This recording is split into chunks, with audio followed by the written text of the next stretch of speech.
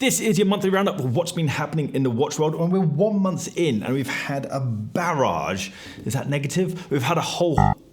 there's been a whole load of new watches from Tudor, Tag Heuer, Louis Vuitton, Greubel, Forsey, Christopher Ward. This is already looking to be like a good year for watches. To start with, I just want a quick reminder about the British Watchmakers Day that's happening on the 8th of March down in London at the Linley Hall, which is central London. If you're a member of the British Watchmakers Alliance, then you get free access and priority access to this event, and it actually works out to be free. Although becoming a member is £55, which isn't much when you consider what's involved, you get 4 subscriptions to watch publications as part of the membership, and then you get early and free access to this event. There's going to be a whole load of limited edition watches launched just for this event from some of the 44 brands that are going to be showcasing on the day. These brands include Bremont, Christopher Ward, Fears, Farah, Elliot Brown, Studio Underdog, and the man himself, Mr. Roger Smith. If you want to come to the event or you want to become a member of the Alliance, then visit BritishWatchmakers.com, and we are of course going to be there. We're one of the official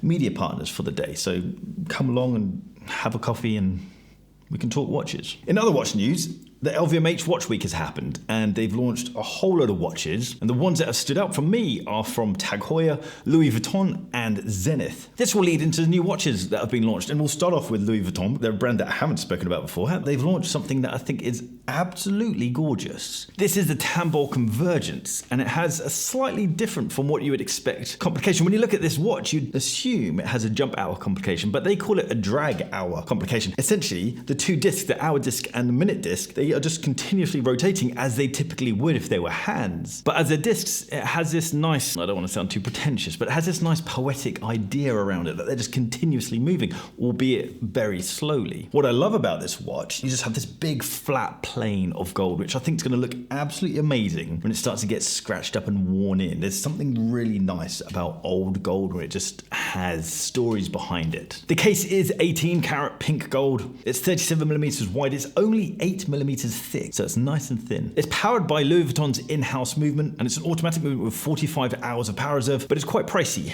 at 32,500 British pounds or 33,500 US dollars. Bring it down a bit, let's look at Tag Heuer. So they've updated a range and then added to a current range.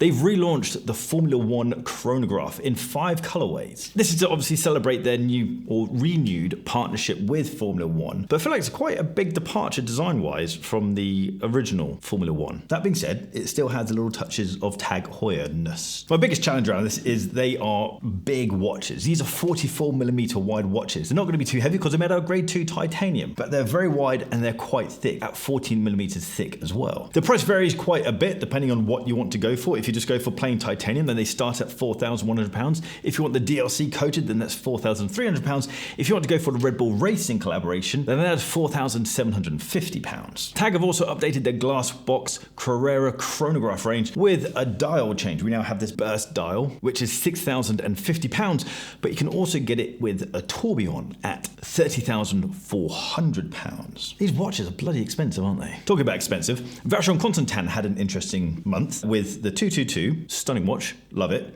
But it was leaked by a publication, accidentally, but it was still leaked. And I wonder if they then brought the release of this watch forward, because it felt like a bit of a random launch. This is a hero watch of theirs, so I kind of feel like that would have worked well at Watches and Wonders. I've done a full hands-on video with this thing, and I'll put a link in the description down below for that. But as a quick overview, the case is stainless steel. We have this beautiful flat blue dial. The rest of the specs are exactly the same as the previous gold version, 37mm wide, beautifully thin at 7.9mm thick. And it, of course, has their stunning in-house movement inside. This costs £30,800 or 32,000 US dollars, and it's only available at Vacheron Constantin boutiques. Christopher Ward, they've launched a new section to the C65, their field watch range. They've called this new range Dune, and there's 8 variants within this new range. All the cases are exactly the same, stainless steel or bronze, depending on which one you go for, but at 38mm wide, 11.9mm thick, and they have 150 meters of water resistance. Now the variants are as such. We've got 4 steel cases with different dial colors, and there's a whole host of different strap options or bracelet options. The steel version starts from £750 and is powered by the Sleater SW200-1. The bronze case, however, have 2 colorways, and this has a slightly different movement inside. This has a Sleater SW200, but it's a COSC certified movement, so it costs a little bit more. This starts at £985. And then we have 2 stainless steel GMT versions, also powered by a sleeve movement, but this is the GMT version, so this is the SW330-2. This one starts from £995. Now, all of these watches, regardless of the case color or regardless of the dial color, would look absolutely amazing on a Bark & Jack single piece nylon strap. We have so many different sizes, from 18mm all the way up to 22mm, but we have so many different colors, and so you could match them up with the dial, or you could get contrasting colors.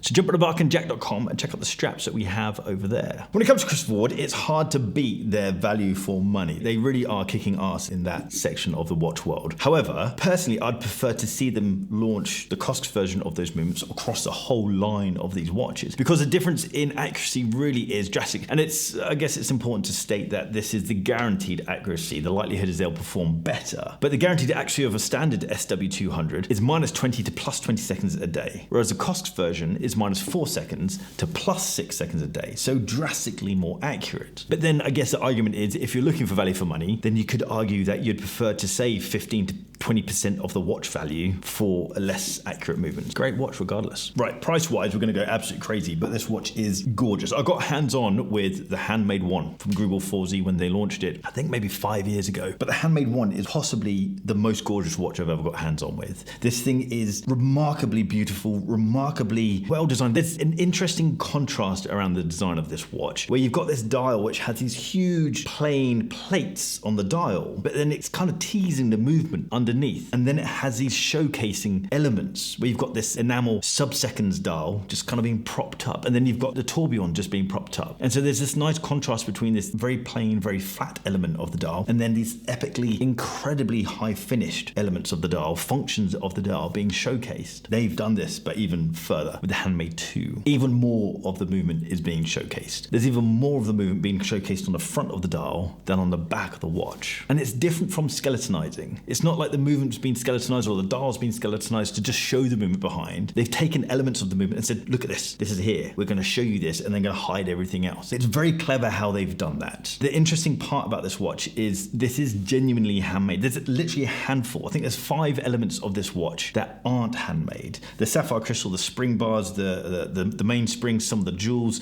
and then the gaskets. Everything else is genuinely handmade, and because of that, there's only going to be 2 of these made a year. When I asked Stephen Forsey when the Handmade One was launched how much this watch cost, he refused to answer, and I took that as it costs a lot of money. And I said, houses? And he said, yes, houses. You could measure the cost of this watch in houses. The good news is that this version costs less. This costs a mere 600,000 Swiss francs. I couldn't imagine spending that much money on a watch, but it's gorgeous. Back to normality. Tudor have updated their Black Bay chronograph range. Updated? No, they've just done a new dial color, and they've called this Flamingo blue, which doesn't really make sense on the face of it, but they described this blue as the blue of the sea in which the flamingos live. I wonder if this is part of a marketing plan to drum up hype around Tudor's chronographs leading up to Watches and Wonders. We'll see. Anyway, guys, let me know your thoughts on all of these releases. I know it's a big scatter of affordable, sensible price watches all the way up to absolutely mind-blowing priced watches, but it's a good start to the year, I think. Drop a comment down below. Let me know your thoughts on what you think is your favorite. If you like this video, hit that thumbs up button. If you like the style of this video, hit the subscribe button down there and that little bell icon to get notifications when I drop a new video. If you want to check out watch straps and watch accessories, jump up to barkandjack.com. And if you're on Instagram, give me a follow at barkandjack. I'll see you guys very soon. Take care, and come to that British Watchmakers Day as well. I'll put a link in the description down below for that. Yeah, see ya.